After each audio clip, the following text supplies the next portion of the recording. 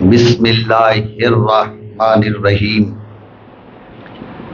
الحمد للہ الدال علی وجودہ بخلقہ وبمحدث خلقہ علی ازلیتہ وباشتباہہم علی اللہ شبہ لا تستلمہ المشاعر ولا تحجبہ السواتر لافتراق الصانع والمصنوع والحاد والمحدود والرب والمربوب الاحد لا بتاویل عدد والخالق لا بمعنى حرکت ونسب والسمیع لا بعدات والبصیر لا بتفریق آلت والشاہد لا بمماسات والبائن لا بتراخی مسافہ والصلاة والسلام علی سید النبی الامی المکی المدنی العربی سیدنا و حبیبنا و طبیب قلوبنا و صاحب التاج والمعراج و صاحب لواء الحمد ابی القاسم محمد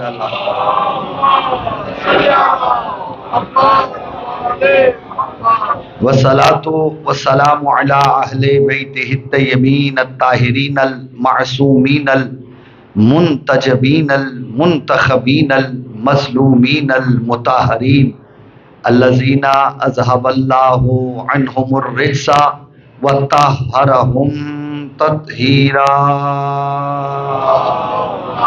صلی علی محمد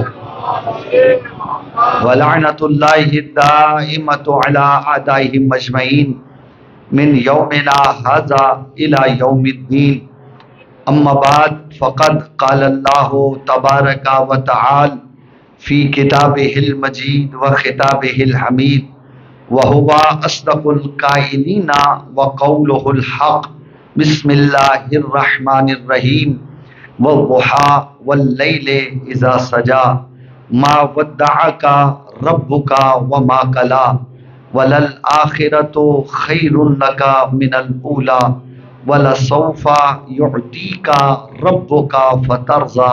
مل کے بآواز بلند صلوات پڑھیے گا.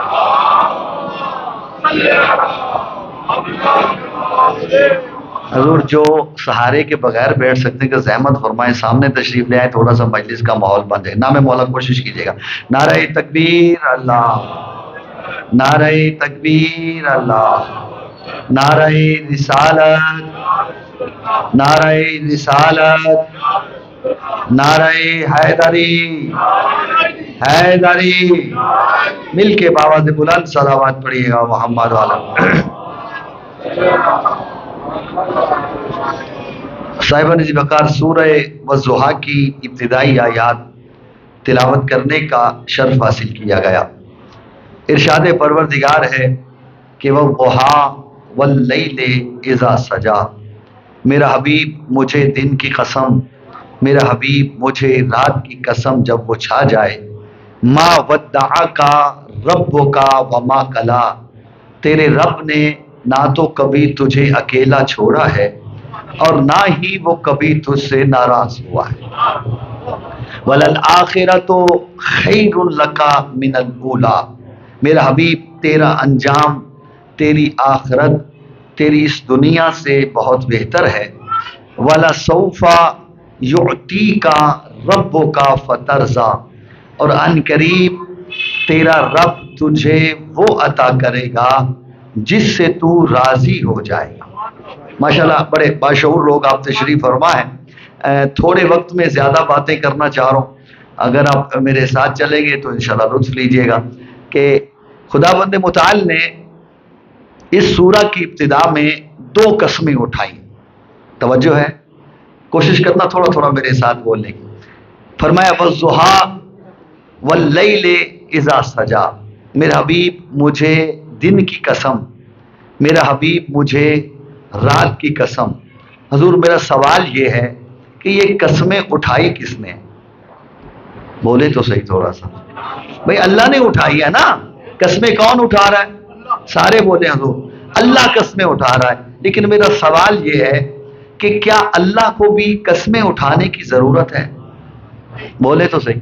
دیکھیں قسمیں تو میں اور آپ اٹھاتے ہیں، ٹھیک ہے، اللہ کو قسم اٹھانے کی ضرورت نہیں. اچھا ہم جو قسم اٹھاتے ہیں، جو قرآن فہمی کا ذوق رکھتے ہیں، تھوڑی سی توجہ میری طرف کیجیے گا، ہم جو قسمیں اٹھاتے ہیں اس کے پیچھے ایک سبب ہے کہ یا تو ہم کسی کے خوف کی وجہ سے قسم اٹھاتے ہیں کہ کسی سے ڈر گئے ہیں اور اس سے ڈر کے خوف زدہ ہو کے اس کے سامنے قسم اٹھا رہے ہیں، یا قسم اٹھاتے ہیں اس لیے تاکہ کوئی ہمیں جھوٹا نہ سمجھے، یعنی اپنے آپ کو سچا ثابت کرنے کے لیے قسم اٹھاتے ہیں.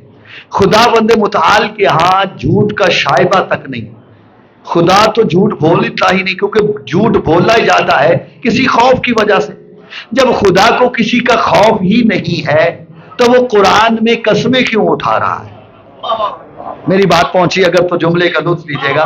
اور اس کے باوجود آپ دیکھیے گا کہ اللہ نے قرآن میں متعدد مقامات پر بہت ساری قسمیں اٹھائی. اگر آپ اجازت دیں تو 2-4 قسمیں سناتا چلا جاؤں. کہ کبھی اللہ فرما رہے والعصر ان الانسان لفی خسر، کہ مجھے عصر کی قسم ہے کہ انسان خسارے میں ہے. کبھی فرمایا والفجر ولیال عشر، کہ مجھے فجر کی قسم اور مجھے 10 راتوں کی قسم. کبھی فرمایا نون والقلم وما یسطرون، مجھے قلم کی قسم اور جو کچھ وہ لکھتے ہیں ان کے لکھنے کی قسم. کبھی فرمایا، اگر توجہ میری طرف ہے تو جملہ ہدیہ کر رہا ہوں، کبھی فرمایا والعادیات ضبحا فالموریات قدحا فاثرن بہ نقعا، کہ میرا حبیب یہ جو علی جنگوں میں گھوڑے دوڑاتا ہے نا، ان کے سموں سے نکلنے والی چنگاریوں کی قسم ہے. توجہ ہے صاحبان. اور کبھی وہی خدا قرآن میں قسم اٹھاتے نظر آ رہا ہے. توجہ چاہ رہا ہوں، میرا حبیب لعمرو کا، مجھے تیری زندگی کے ہر لمحے کی قسم ہے. آپ نے غور ہی نہیں کیا کتنی بڑی قسم اٹھائی اللہ نے کہ میرا حبیب لعمرو کا، مجھے تیری زندگی کے ہر لمحے کی قسم ہے. یہ نہیں کہا کہ تیری پہلی 40 سالہ زندگی کی قسم نہیں اٹھاؤں گا کیونکہ تو اس میں نبی نہیں تھا. بولو تو صحیح. مجھے آپ موچی والوں پہ یہی گلا ہے کہ آپ بہت اچھی طرح سمجھتے ہیں پھر بھی بولنا نہیں چاہتے. مولا آپ کو سلامت رکھے کہ میں تیری پہلی 40 سالہ زندگی کی قسم نہیں اٹھاتا. کیوں؟ اس لیے کہ تو اس وقت نبی نہیں تھا. یہ بھی نہیں کہا کہ تیری زندگی کے آخری لمحات کی قسم نہیں اٹھاتا کیونکہ تجھے بخار ہو جائے گا اور نعوذ باللہ تجھے ہذیان ہو جائے گا، اس لیے آخری زندگی کی قسم نہیں اٹھاتا. بلکہ کیا کہا؟ لعمرو کا، میرا حبیب مجھے تیری زندگی کے ہر لمحے کی قسم ہے. یعنی اللہ کہنا یہ چاہتا ہے کہ دنیا والوں یاد رکھنا، اگر میرے حبیب کی زندگی کا ایک لمحہ بھی عیبدار ہوتا میں کبھی ساری زندگی کی قسم نہ اٹھاتا.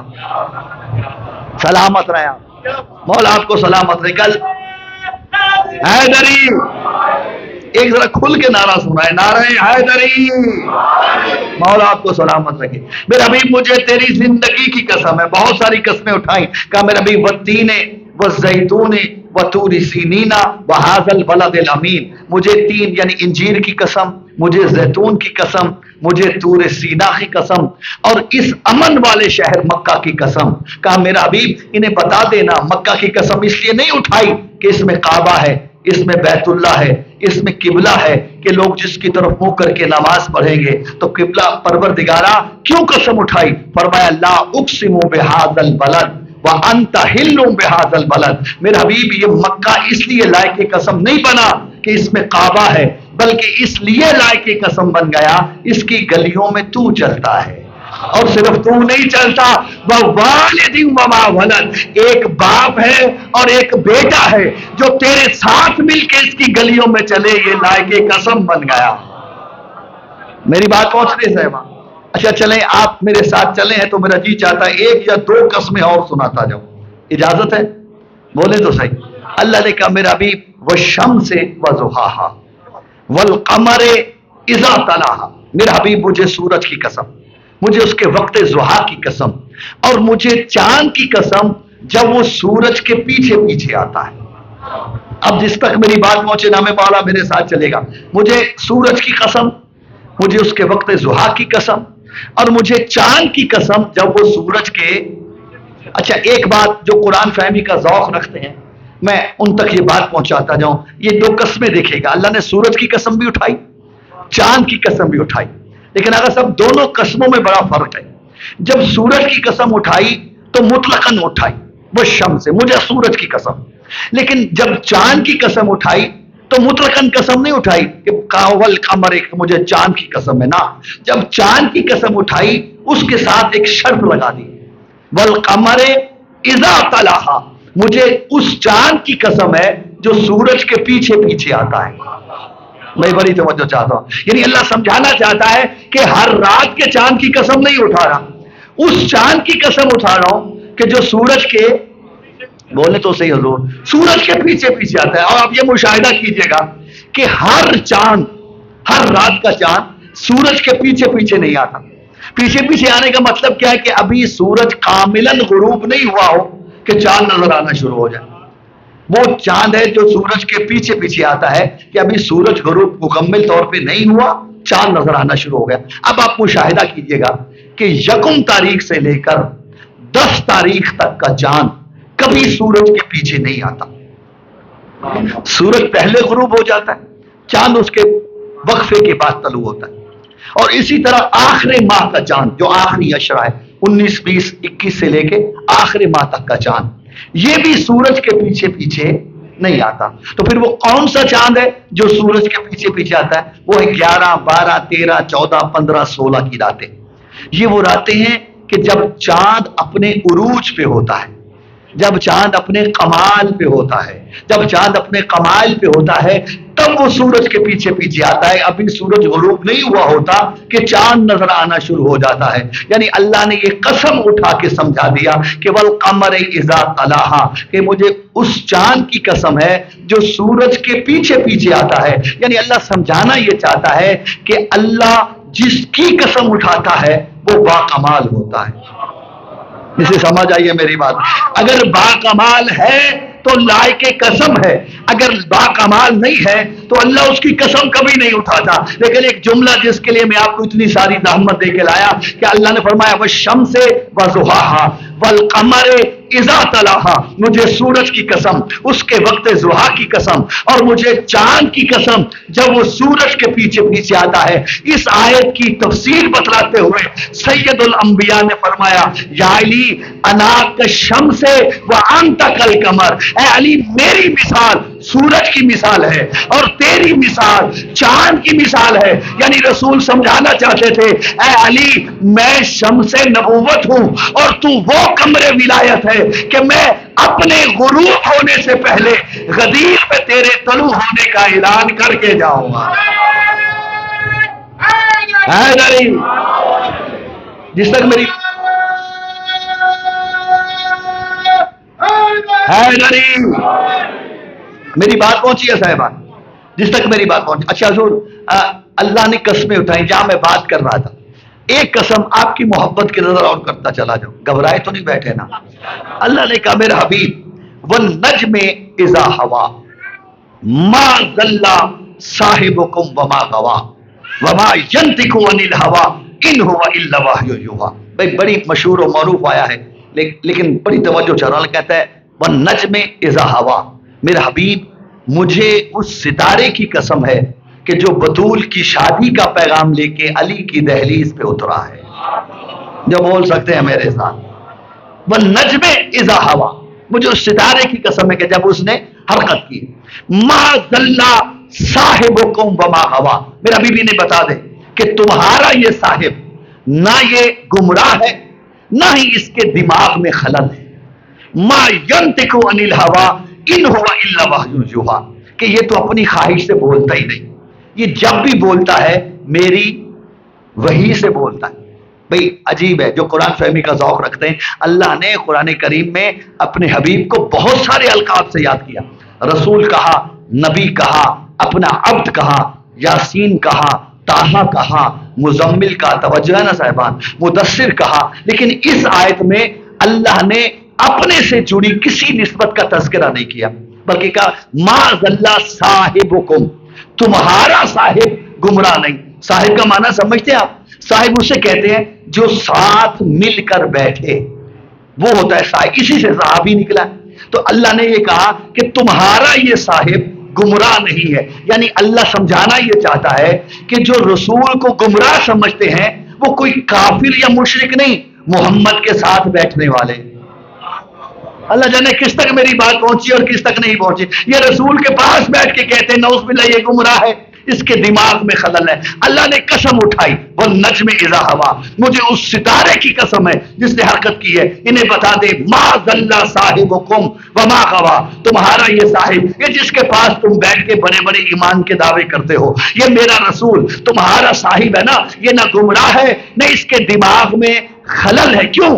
ما ینطق عن الہوی ان ہوا الا وحی یوحی، کیوں؟ یہ اپنی خواہش سے بولتا ہی نہیں، یہ جو بھی بولتا ہے میری وحی سے بولتا ہے۔ یہاں تک آ گئے تو جملہ ہدیہ کر رہا ہوں، اب تاریخ اٹھا کے دیکھنا، لوگوں نے رسول پر نعوذ باللہ من ذالک گمراہ ہونے کا الزام یا رسول کے دماغ میں خلل ہونے کا الزام تب لگایا جب رسول نے علی کے فضائل سنائے۔ اللہ جانے کن خیالوں میں گم بیٹھے تھے آپ، بھئی اللہ کے حبیب پہ لوگوں نے تب گمراہ ہونے کا الزام یا رسول کے دماغ میں خلل ہونے کا الزام لگایا جب رسول نے علی کے فضائل سنائے۔ تو اللہ نے قرآن میں پوری آیت نازل کر دی اور قسم اٹھائی والنجم اذا ہوا ما ضل صاحبکم وما غوا وما ینطق عن الہوی ان ہوا الا وحی یوحی، مجھے اس ستارے کی قسم ہے جو علی کی دہلیز پہ اترا ہے۔ میرے نبی نے بتا دے تمہارا یہ صاحب نہ گمراہ ہے نہ اس کے دماغ میں خلل ہے، یہ تو اپنی خواہش سے بولتا ہی نہیں، یہ میری وحی سے کلام کرتا ہے۔ یعنی اللہ سمجھانا یہ چاہتا ہے کہ دنیا والوں یاد رکھنا، اگر میرا رسول علی کے فضائل سنائے تو یہ مت سمجھنا کہ چچا زاد بھائی ہے اس لیے سنا رہا ہے، یہ مت سمجھنا کہ اس کا داماد ہے اس لیے سنا رہا ہے، یہ مت سمجھنا کہ اسی کی گود میں پلتا رہا ہے اس لیے سنا رہا ہے، یا یہ بھی نہ سمجھنا کہ خود محمد اس کے باپ کی گود میں پلتا رہا ہے اس لیے سنا رہا ہے۔ نا، میرا رسول تو میری وحی کے بغیر بولتا ہی نہیں۔ یعنی اللہ سمجھانا چاہتا ہے دنیا والوں یاد رکھنا، علی کو فضائل دینا مجھ اللہ کا کام، تمہیں بتانا میرے محمد کا کام ہے۔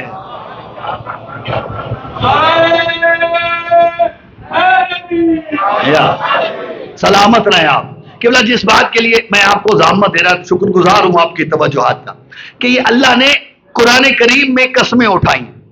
توجہ ہے صاحبان، اور بھی بہت ساری قسمیں ہیں، اگر میں پڑھ لوں تو بہت سارا وقت لے جاؤں گا، لیکن میں صرف آپ کو بطور مثال چند قسمیں آپ کے سامنے رکھی کہ اللہ نے یہ قسمیں اٹھائی ہیں قرآن کریم میں۔ اللہ کو بھی قسمیں اٹھانے کی کیا ضرورت ہے؟ اس کے باوجود اللہ قسمیں اٹھا رہا ہے۔ توجہ چاہ رہا ہوں، اور مزے کی بات ہے یہ جتنی قسمیں قرآن کریم میں ہیں اور میں نے آپ کی خدمت میں ہدیہ کی ہیں، یہ ساری کی ساری اللہ کی مخلوقات ہیں۔ توجہ چاہ رہا ہوں، زمین اللہ کی مخلوق، آسمان اللہ کی مخلوق، چاند ستارے اللہ کی مخلوق۔ توجہ چاہ رہا ہوں، یہ تین زیتون، طور سین، بلد امین، یہ فجر، یہ عصر، یہ ساری کی ساری اللہ کی مخلوقات ہیں۔ تو اللہ کو قسمیں اٹھانے کی ضرورت کیا ہے؟ اور مزے کی بات ہے حضور قسم تو آپ بھی اٹھاتے ہیں، بولے تو صحیح، اٹھاتے ہیں نا، اور قسم ہمیشہ افضل کی اٹھائی جاتی ہے۔ توجہ ہے بھئی، اگر میں مجلس پڑھتے پڑھتے کہہ دوں مجھے اس ٹیشو پیپر کی قسم ہے، مانیں گے آپ؟ چلیں اس تصویر کی قسم ہے، مانیں گے؟ یہ ساؤنڈ بڑا پیسے لگے ہوئے ہیں، اس پہ قیمتی ہے، اس ساؤنڈ کی قسم ہے، مانیں گے؟ اگر میں کہوں مجھے مولا عباس کے علم کی قسم ہے، بولو تو صحیح، ناراض بیٹھے ہیں آپ؟ قرآن کی قسم ہے، امام حسین کی قسم، مانو گے یا نہیں مانو گے؟ قسم ہمیشہ خود سے افضل کی کھائی جاتی ہے۔ توجہ چاہ رہا ہوں، اور اللہ سے افضل اس کائنات میں کوئی ہے ہی نہیں۔ اور یہ جتنی قسمیں ہیں اللہ نے اپنی مخلوقات کی اٹھائی ہیں، اور پھر بھی اللہ قسمیں اٹھا رہا ہے۔ تو آخر وجہ کیا ہے؟ یہ جو اللہ نے اتنی ساری قسمیں اٹھائی ہیں، اور خدا کوئی فعل عبث کرتا نہیں، فضول کوئی کام خدا کرتا نہیں، آخر کوئی نہ کوئی تو حکمت ہے یا نہیں ہے قسمیں اٹھانے کی؟ تو یہ حکمت کیا ہے قسمیں اٹھانے کی؟ میں قرآن کا ایک طالب علم ہونے کی حیثیت سے جو میں سمجھ پایا کہ یہ اللہ نے جو قسمیں اٹھائی ہیں اس کی دو وجہوں میں سے ایک وجہ ضرور ہو سکتی ہے۔ پہلی وجہ یہ کہ اللہ نے یہ قسمیں اس لیے اٹھائی ہیں کہ اللہ جانتا ہے کہ آپ قسموں پہ اعتبار بڑا کرتے ہو۔ توجہ ہے صاحبہ کہ آپ کے سامنے کوئی قسم اٹھا کے جو مرضی کہتا رہے، آپ اس کا یقین بڑا کرتے ہو. یہ فطرت انسانی ہے کہ قسم پہ اعتبار کرتا ہے. توجہ چاہ رہا ہوں. اور دوسری وجہ جو میں سمجھ پایا کہ یہ ہو سکتی ہے وہ یہ ہے کہ اگر میں مجلس پڑھتے پڑھتے اچانک کہوں مجھے مولا حسین کی قسم ہے. جو بھائی میری طرف توجہ نہیں کر رہے نا ایک دفعہ کان ضرور کھڑے کریں کہ اگر یہ قسم اٹھا رہا ہے اللہ جانے اس کے بعد کتنی اہم بات کہنا چاہتا ہے. میری بات سمجھ میں ہی نا صاحبان. بس قبلہ اللہ نے دیکھا کہ جب قاری قرآن پڑھتے پڑھتے پڑھتے اچانک دیکھے گا کہ وہ خدا جسے قسم اٹھانے کی ضرورت نہیں وہ قسم اٹھا رہا ہے, اللہ جانے کتنی اہم بات کرنا چاہتا ہے. توجہ نا صاحبان. تو وہ متوجہ ہو جائے گا. توجہ چاہ رہا ہوں متوجہ ہو جائے. اور آپ اٹھا کے دیکھیے قرآن جہاں جہاں بھی اللہ نے قسمیں اٹھائی ہیں اس کے بعد جو اللہ نے بات کی ہے اس بات کی چونکہ اہمیت اتنی زیادہ تھی کہ اللہ چاہتا تھا قاری متوجہ ہو جائے اس لیے اللہ نے قسم اٹھائی, ورنہ خدا کو قسم اٹھانے کی ضرورت نہیں ہے. تو پھر قبلہ جس بات کے لیے میں آپ کو اتنی دیر زحمت دے کے لایا ہوں کہ خدا جب اپنی مخلوق کی قسم اٹھائے اس کے بعد جب کوئی بات کرتا ہے وہ بات بڑی اہمیت والی ہوتی ہے. تو وہی خدا اگر کہیں اپنی ذات کی قسم کھاتا نظر آ جائے اس کے بعد اگر کوئی بات کرے گا تو وہ بات کتنی اہمیت والی ہوگی. بس قبلہ پورا قرآن اٹھا کے دیکھے گا صرف ایک موقع ایسا ہے کہ جہاں پہ خدا نے اپنی ذات کی قسم اٹھائی کہ میرے حبیب فلا وربک لا یؤمنون حتی یحکموک فیما شجر بینہم. میرا حبیب مجھے تیرے رب کی قسم ہے یہ جتنے تیرے ارد گرد کلمہ پڑھ کے بیٹھ گئے ہیں ان میں سے کوئی بھی مومن نہیں ہے. اللہ جانے کس تک میری بات پہنچی ہے. میرا حبیب مجھے تیرے رب کی قسم ہے یہ جتنے کلمہ پڑھ کے تیرے ارد گرد بیٹھے ہیں نا ان میں سے کوئی بھی مومن. پریشان ہوگا نا آپ. میں بھی پریشان ہوا جب یہ آیت پڑھی کہ پروردگارا اتنی مشکل سے تو کلمہ پڑھا ہے اور تو فرما رہا ہے کہ مومن نہیں. اس دور میں کلمہ پڑھنا کوئی آسان کام تھا؟ بولے تو صحیح. گھر چھوڑنا پڑتا, خاندان چھوڑنا پڑتا, قبیلہ چھوڑنا پڑتا, پتھر کھانے پڑتے, کانٹوں پہ چلایا جاتا, جلتے ہوئے انگاروں پہ لٹایا جاتا. بڑا مشکل تھا کلمہ پڑھ لینا. پروردگار اتنی مشکل سے کلمہ پڑھا اور تو فرما رہے مومن نہیں. کلمہ پڑھ لینا ایمان کی دلیل نہیں ہوتا. کہا کلمہ پڑھنا ایمان کی دلیل نہیں تو پروردگار پھر کیسے مومن کا اس کی شرائط ہے. پروردگار شرائط کیا کا کچھ شرائط اسی آیت پہ بتائی. فلا وربک لا یؤمنون حتی یحکموک فیما شجر بینہم. میرے حبیب مجھے تیرے رب کی قسم ہے ان میں سے کوئی بھی اس وقت تک مومن نہیں ہو سکتا جب تک کہ اپنے باہمی جھگڑوں میں تجھے اپنا جج نہ بنا لے. بولو تو صحیح میرے ساتھ. جب تک تجھے اپنا جج نہ بنا لے گا تب تک مومن نہیں. توجہ چارو. پروردگار اگر کسی نے کلمہ پڑھا اور اپنے جھگڑوں میں رسول کو اپنا حکم بنا لیا, اپنا فیصل بنا لیا, اپنا جج بنا لیا, مومن ہو جائے گا؟ فرمایا ہرگز نہیں. پروردگار پھر کیسے؟ فرمایا ثم لا یجدوا فی انفسہم حرجا مما قضیت. پھر میرا حبیب جو تو فیصلہ کر دے اس میں کسی قسم کا شک نہ کرے. اگر شک کر دیا پھر بھی مومن نہیں. پروردگارا اگر کسی نے کلمہ پڑھا, رسول کو جج مان لیا, فیصلے میں شک نہ کیا, مومن ہو جائے گا؟ فرمایا ہرگز نہیں. تیسری شرط یہ ہے وَيُسَلِّمُوا تَسْلِيمًا. میرے حبیب کے فیصلے کو دل سے تسلیم بھی کرے. تو گویا اللہ نے ایمان کی 3 شرطیں بتائی ہیں. توجہ میرے بزرگوں, 3 شرطیں بنائی ہیں کہ کلمہ پڑھنے کے بعد رسول کو جج مانو, رسول کے فیصلے میں شک نہ کرو اور رسول کے فیصلے کو دل سے تسلیم کرو. قبلہ قرآن مفروضوں پہ بات نہیں کرتا, قرآن ہوا میں باتیں نہیں چھوڑتا. آخر کوئی تو تھا کہ جس نے کلمہ پڑھنے کے باوجود بھی رسول کو اپنا جج نہیں بنایا تھا. کوئی تو تھا جس نے رسول کے فیصلے میں شک کیا تھا. کوئی تو تھا جس نے محمد کے فیصلے کو دل سے تسلیم نہیں کیا. تو قبلہ اللہ اسے مومن نہیں مانتا, تم اسے امیر المومنین کیسے بنا لو؟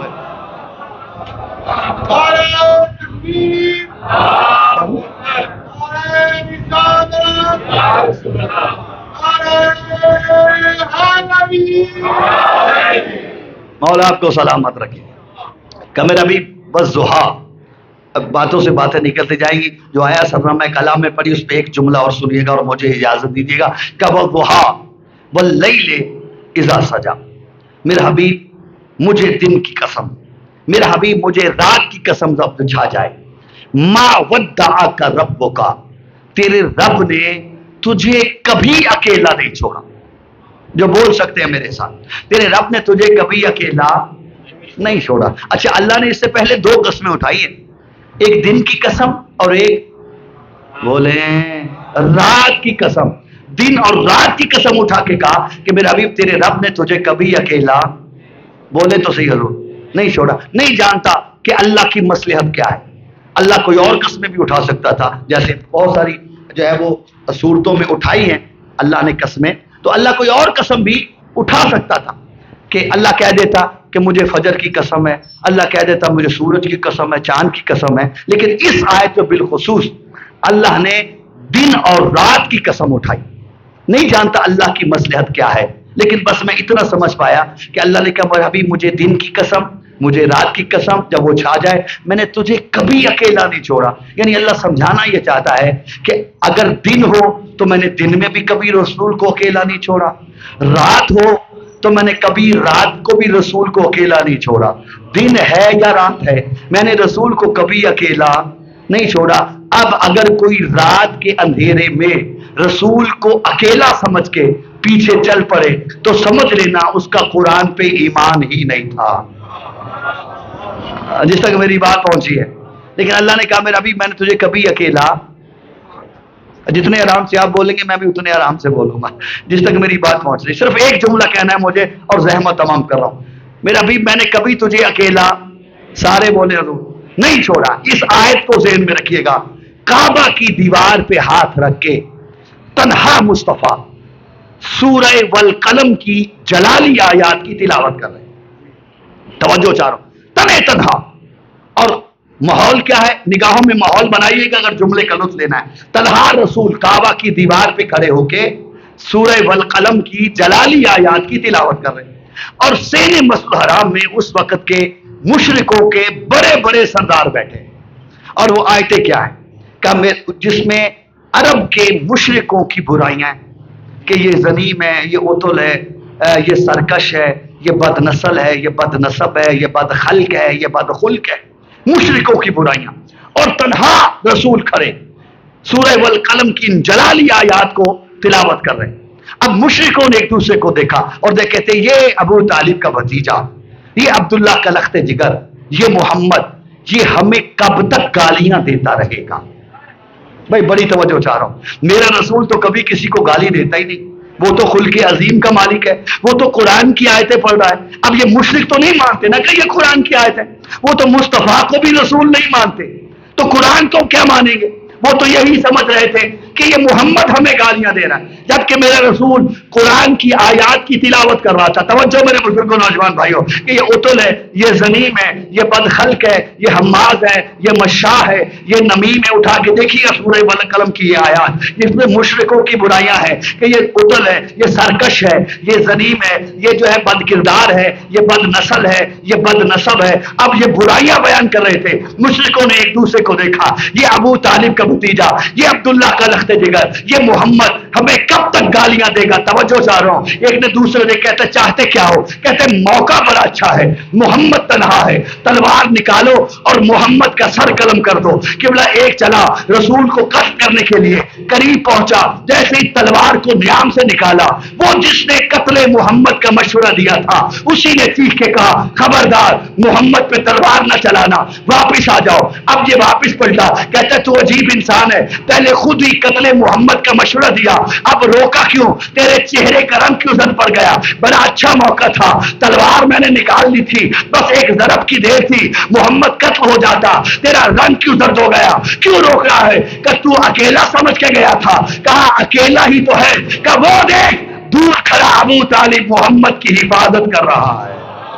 جسے سمجھ آئی ہے میری بات کی، وہ دیکھ دور کھڑا ابو طالب محمد کی حفاظت کر رہا ہے، اور اللہ کہتا ہے میرے نبی ما ودعک ربک وما قلی، تیرے رب نے کبھی تجھے اکیلا نہیں چھوڑا۔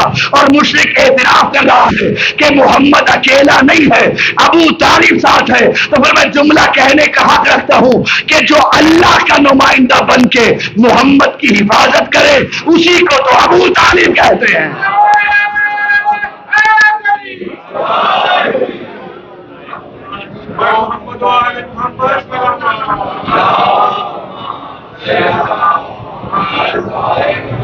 جو اللہ کا نمائندہ بن کے محمد کی حفاظت کرے اسے ابو طالب کہتے ہیں، یا یوں کہہ دوں کہ جس کے فعل کو خدا قسمیں اٹھا کے اپنا فعل کہے اسے ابو طالب کہتے ہیں۔ اور خدا کی قسم دنیا مقام ابو طالب سمجھ ہی نہیں پائی۔ خدا اگر کوئی محافظ مصطفیٰ ہے تو ابو طالب ہے، اور اگر کوئی محافظ دین مصطفیٰ ہے تو وہ بھی ابو طالب ہے۔ یہ آپ اٹھا کے دیکھیے گا، کربلا میں جتنے بھی بنی ہاشم شہید ہوئے ہیں نا، یہ سارے کے سارے ابو طالب کی اولاد ہیں، چاہے وہ ابنائے عقیل ہوں، چاہے ابنائے طالب ہوں، چاہے ابنائے جعفر ہوں یا ابنائے علی ابن ابی طالب، یہ سارے کی ساری ابو طالب کی اولاد ہے جو اسلام پہ ذبح ہو گئی۔ اور یہ کوئی حادثاتی واقعہ نہیں ہے کربلا کا واقعہ کہ کسی نے چلتے ہوئے چھرا گھونپ دیا، کوئی ڈاکو پڑ گئے، چور پڑ گئے، نہ، یہ ازل سے کیے ہوئے فیصلے، جب سب ارواح موجود، انبیاء، اولیاء، اوصیاء موجود، آواز قدرت کون ہے جو اس شہادت عظمیٰ کے بار کو اٹھائے گا؟ سب خاموش، انبیاء، اولیاء، اوصیاء سب خاموش۔ ایک روح اٹھ کے کھڑی ہوئی، پروردگار میں اٹھاؤں گا اس شہادت عظمیٰ کے بوجھ کو۔ آواز حسین سوچ کے وعدہ کرنا، مدینہ چھوڑنا پڑے گا۔ کا مولا چھوڑ دوں گا۔ حسین احرام حج کو عمرے میں تبدیل کر کے مکے سے نکلنا پڑے گا۔ کا مولا کر لوں گا۔ حسین کربلا کے بیابان میں ڈیرے ڈالنے پڑیں گے۔ کا مولا ڈال لوں گا۔ حسین 3 دن تک بھوکا پیاسا رہنا پڑے گا۔ مولا رہ لوں گا۔ حسین عباس کے کٹے ہوئے بازو اٹھانے پڑیں گے۔ کا مولا اٹھا لوں گا۔ عزادارو ادھر تو وعدہ کر لیا نا، لیکن جب عباس کے کٹے ہوئے بازو اٹھائے ہیں نا، حسین نے ایک آواز دی، الان انکسر ظہری، اب میری کمر ٹوٹ گئی، میرا عباس اس دنیا میں نہیں رہا۔ کہ حسین اکبر کے سینے سے برچی کا پھل کھینچنا پڑے گا۔ مولا کھینچ لوں گا۔ ادھر تو وعدہ کر آئے، لیکن جب برچی کے پھل میں ہاتھ ڈالا ہے نا، حسین نے ایک جملہ کہا، علی الدنیا بعدک الافاق، اکبر اب تیرے بعد حسین جی کے کیا کرے گا؟ اجرکم علی اللہ۔ حسین 6 ماہ کا بچہ ہوگا، ہاتھوں پہ ذبح کروانا پڑے گا۔ جو گھر سے سیدہ کو پرسہ دینے آئے ہو، کا مولا کروا لوں گا۔ حسین 3 دن کے بھوکے پیاسے ہو گئے، سجدے میں سر ہوگا، بہن 70 قدم پہ کھڑی دیکھ رہی ہوگی، سجدے میں سر کٹانا پڑے گا۔ کہا مولا کٹا لوں گا۔ جب کہا نا کٹا لوں گا، ہر طرف سے آفرین و مرحبا کی صدائیں بلند ہوئی۔ صاحب روایت لکھتے ہیں، آواز قدرت حسین ایک کام تو رہ گیا۔ کہا مولا کون سا؟ فرمایا بہنوں کے سر کھلے ہوں گے، بیٹیاں بے ردا ہوں گی، کوفہ و شام کے بازار ہوں گے، ہاتھ پسے گردن بندے ہوں گے، لے کے جانا پڑے گا۔ صاحب روایت لکھتے ہیں ابھی حسین نے کوئی جواب نہیں دیا تھا، ابھی خاموش تھے حسین، نہ اقرار نہ انکار، خاموش تھے حسین کہ ایک روح اور اٹھ کے کھڑی ہوئی، آواز دے کہتی ہے بابا کر لے وعدہ، پھوپھیوں کو میں لے جاؤں گا۔ اجرکم علی اللہ۔ یہ سید الساجدین کی روح ہے، یہ زین العابدین کی روح ہے کہ جن کی شہادت آپ پڑھا رہے ہو۔ 1 یا 2 جملوں کی مجھے اجازت دینا۔ خدا کی قسم سارے انبیاء، اولیاء، اوصیاء زین العابدین ہیں، سید الساجدین ہے، لیکن لقب صرف تیرے چوتھے امام کا ہے۔ دیکھیں رسالت مآب وہ ہیں، اتنے عبادت گزار تھے رسالت مآب کہ اللہ نے قرآن میں کہا، قرآن میں اللہ نے کہا کہ میرا حبیب قم اللیل الا قلیلا، عبادت کم کیا کر، کسی کو نہیں کہا، لیکن زین العابدین نہیں کہلوائے۔ جب قیامت کا دن آئے گا نا، ایک آواز گونجے گی، این این زین العابدین، کوئی اٹھ کے نہیں کھڑا ہوگا سوائے تیرے چوتھے امام کے۔ پوچھا گیا کیوں؟ فرمایا دوسروں کی عبادت میں اور علی ابن الحسین کی عبادت میں فرق تھا۔ جب سارے انبیاء نے عبادت کی، ماحول سازگار تھا، وضو کر کے تسلی کے ساتھ عبادت گاہ میں عبادت کی، لیکن جب سجاد نے عبادت کی، ماؤں کے سر کھلے تھے، بہنیں بے ردا تھی۔ شام اور کوفہ کے بازاروں میں بھی جس کی کوئی نماز قضا نہ ہو اسے زین العابدین کہتے ہیں۔ بس عزادارو، یہ سجاد کا حوصلہ تھا جو بازاروں سے گزر گئے۔ اور عزادارو، ایک عجیب جملہ آ گیا ہے کہ یہ تیرے چوتھے امام کی امامت جانتے ہو کب شروع ہوئی؟ کہ جب آقا حسین کے گردن پہ ضرب چلی نا، تو امام کی حالت امامت شروع ہوئی۔ جب شروع ہوئی، پہلا مسئلہ جو امام سے پوچھا گیا امامت کے دور میں جانتے ہو کیا تھا؟ پھوپھی زینب پوچھ رہی تھی، سجاد بتا پھوپھی جل کے مر جائے یا خیموں سے باہر نکل جائے؟ اجرکم اللہ، میرے سر پہ چادر رہی ہے، اجرکم اللہ، مولا تمہارے آنسو قبول فرمائے، سوائے غم آل محمد کے کوئی غم نہ دیکھو۔ یہ سجاد ہی کا حوصلہ تھا جو کربلا سے لے کے شام تک پھوپھیوں کے ساتھ سفر کرتا رہا۔ اور عزادارو، ایک جملہ سنیے گا کہ جب بھی امام سے پوچھا گیا نا، مولا آپ کو سب سے زیادہ تکلیف کہاں آئی؟ تو ایک ہی جملہ کہا، الشام، الشام، الشام۔ کسی نے پوچھ لیا مولا یوں کربلا میں بھی بڑی مصائب آئے، کوفہ میں بھی آئے، کوفہ کے بازار میں بھی آئے، دربار بھی دیکھا، لیکن جب بھی آپ سے پوچھا جاتا ہے تو یہ کیوں کہتے ہو کہ شام کے بازار میں سب سے زیادہ تکلیف آئی؟ کہ آپ تم نہیں سمجھ پاؤ گے، جب ہم شام کے بازار میں آئے ہیں نا تو مکانوں کی چھتوں پہ عورتیں تھی، کوئی ہمیں پتھر مار رہا تھا، کوئی جلتی ہوئی آگ کی لکڑیاں ہم پہ پھینک رہا تھا، کوئی ہم پہ ابلتا ہوا پانی پھینک رہا تھا۔ اور عزادارو، یہ شام کا بازار تھا کہ جب سجاد جیسے امام نے رو کے چیخ مار کے ایک جملہ کہا، یا لیتنی لم تلدنی امی، کاش میری ماں نے مجھے پیدا ہی نہ کیا ہوتا، میں پھوپھیوں کی یہ حالت نہ دیکھتا۔ اور عزادارو، جب تک زندہ رہے سجاد، 35 سال خون کے آنسو روتے رہے، خون کے آنسو روتے رہے۔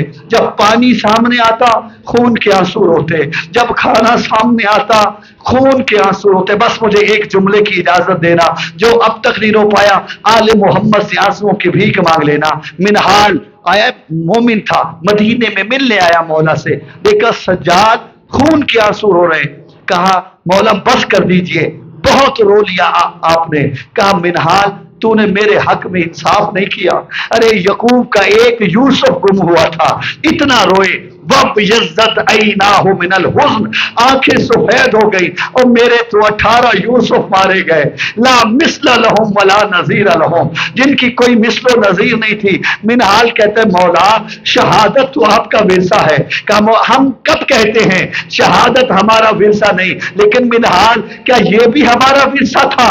ماؤں کے سر کھلے تھے، بہنیں بے ردا تھی، بدماشوں کو ہجوم تھا، شرابیوں کا مجمع تھا، لوگ کہہ رہے تھے یا اہل الکوفۃ والشام ھذا سبایا من بنات رسول اللہ، لوگوں نبی کی قیدی بیٹیوں کا تماشا دیکھو، کہ یہ بھی ہمارا ورثہ تھا۔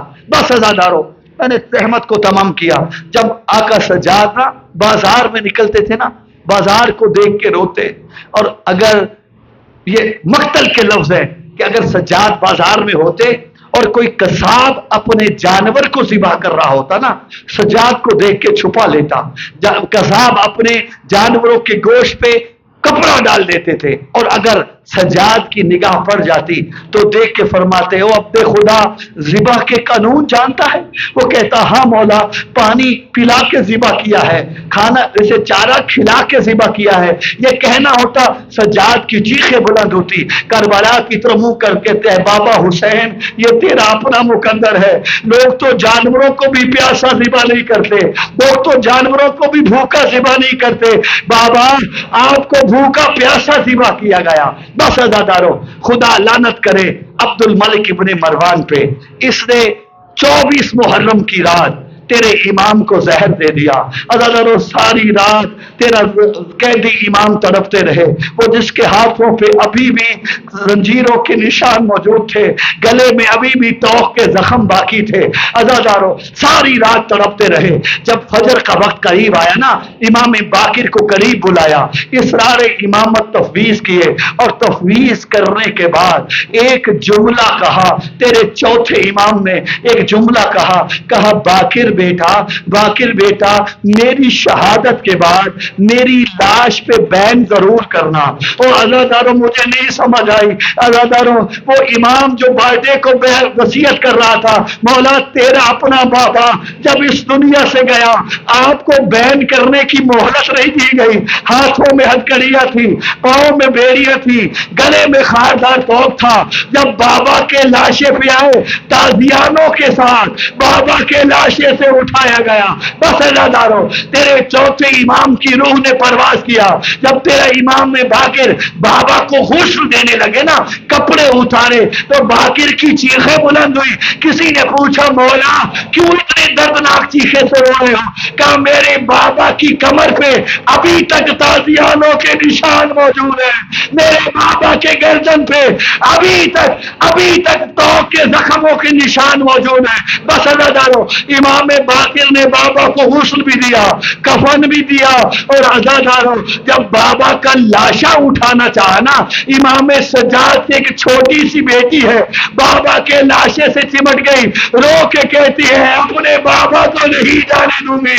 امام باقر آگے بڑے حوصلے کے ساتھ، بڑے پیار کے ساتھ بہن کو بابا کے لاشے سے جدا کیا۔ ارے یہ کربلا کی سکینہ ہے جس کا اپنا مقدر تھا، جب بابا کی لاش پہ آئی جدا کرنے والا بھائی نہیں تھا، باپ کا قاتل تھا، کچھ اس انداز سے جدا کیا، سکینہ طرف کے خاک پہ گری، فرات کی طرف ہو کر کہتی ہے چچا غازی جلدی آ دیکھ سکینہ تازیانے کھا رہی۔ ماتم سجاد